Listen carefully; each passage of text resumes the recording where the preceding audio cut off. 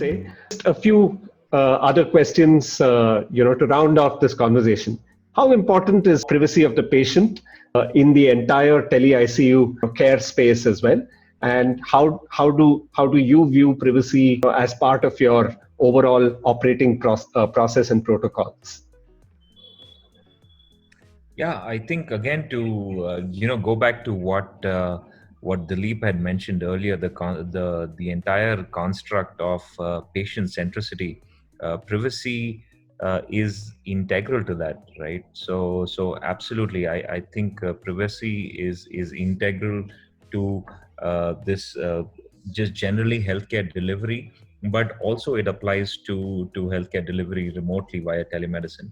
So we take it very seriously, just like we would if it were concerned our own healthcare.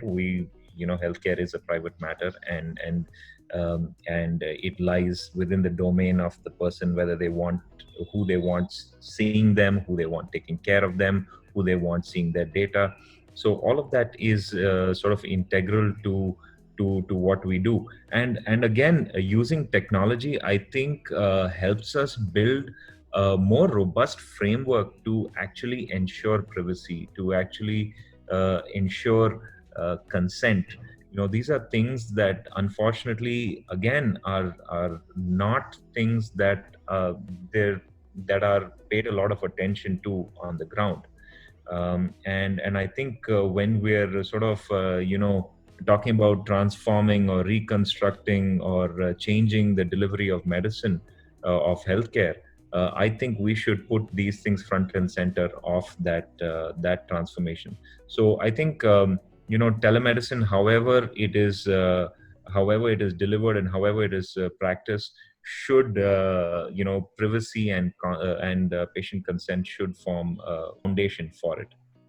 How do you, and sorry, just a follow up, specifically, how do you address privacy within the construct of radar, for example?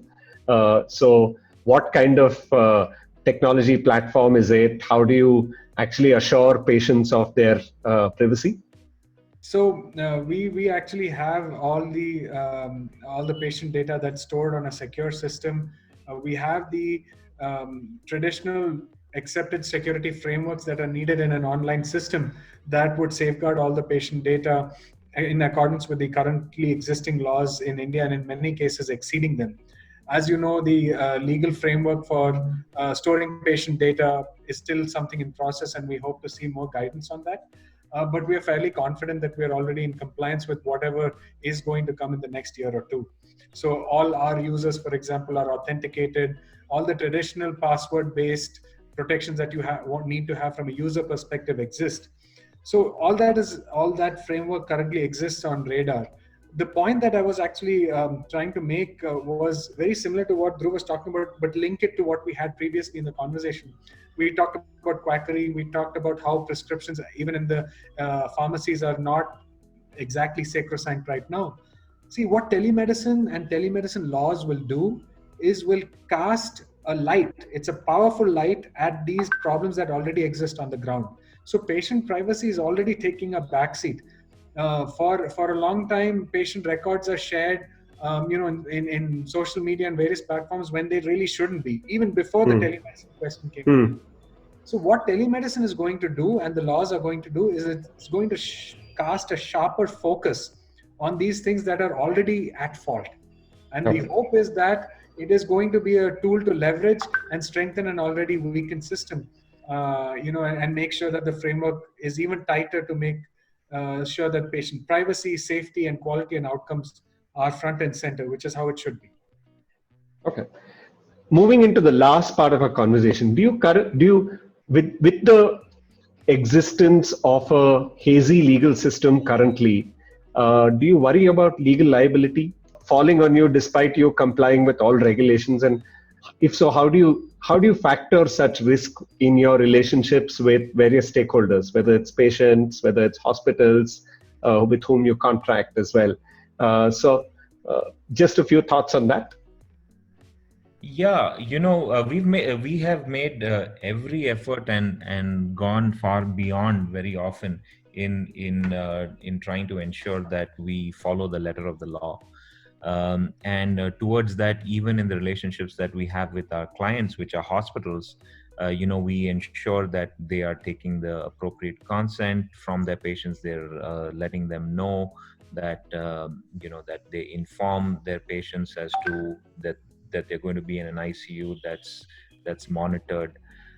So we put all of those things into place, and all of those things are in paper. They're signed contracts, etc., etc. But more than anything else, one of the things that we are doing is that we, using our tele ICU system, we're creating a level of documentation that never existed in these hospitals before. Right? There's a digital trail of exactly what happened, when happened, who did it, etc., etc., that has been created in our client hospitals after we have come in there.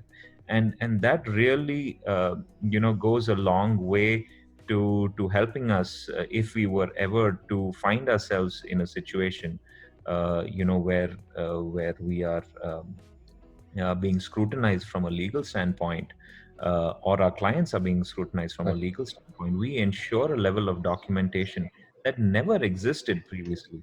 And that is protective for us. It's also protective for our clients. So again, from that standpoint, our clients also see benefit in what we're doing for them by providing them this.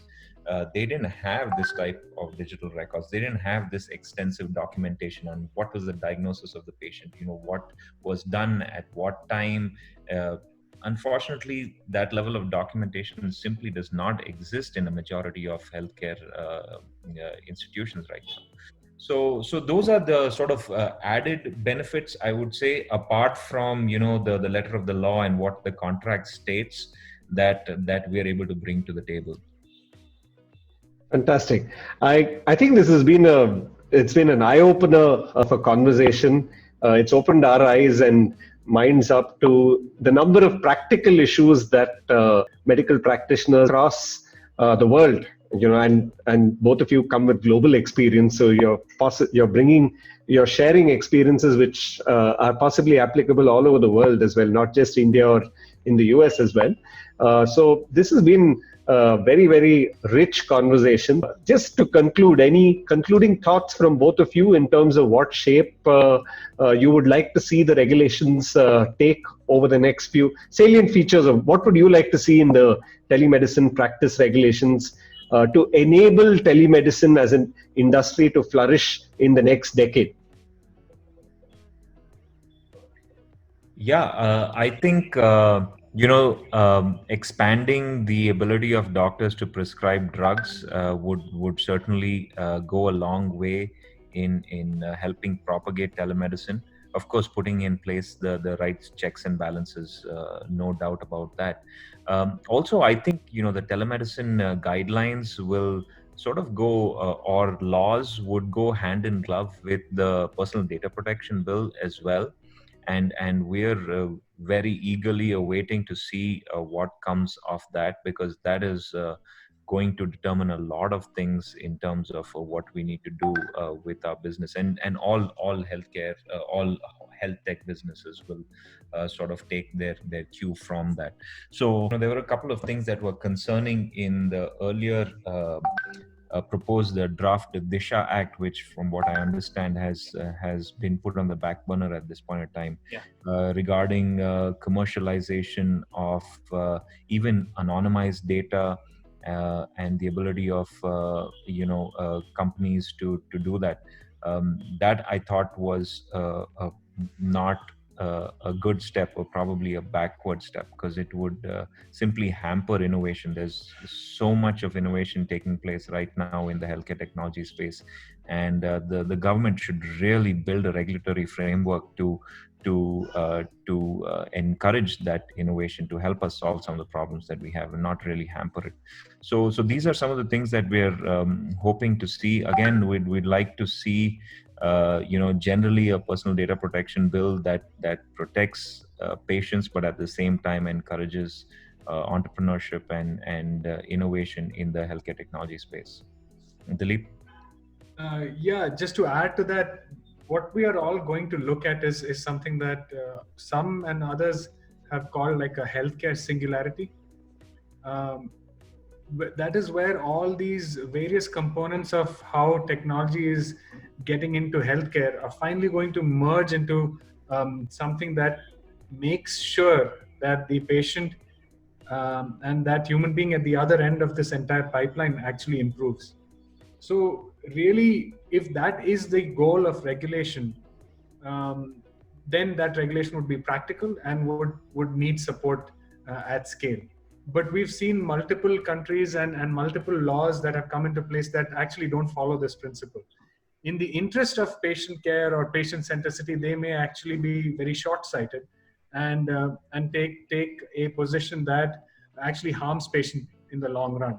One example again that you can think of is, technology was pushed down into the US mainstream, and that was supposed to help the patient. And to a certain extent, it has. However, a lot of the medical records have become very billing focused rather than care focused. This is an unintended consequence of technology penetrating the healthcare infrastructure.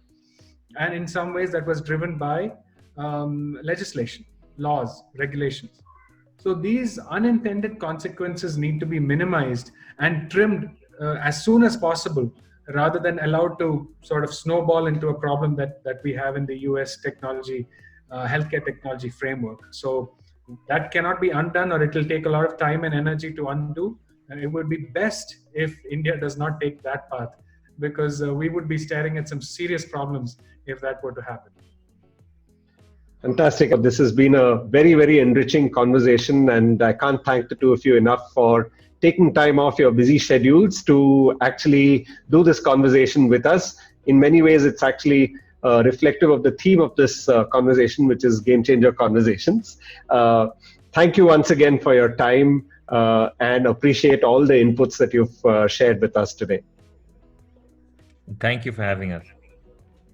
Thank you, Srikanth. Thank you, Amrit. Take care and stay safe. Thank you, Dhruv. Thank you. Great.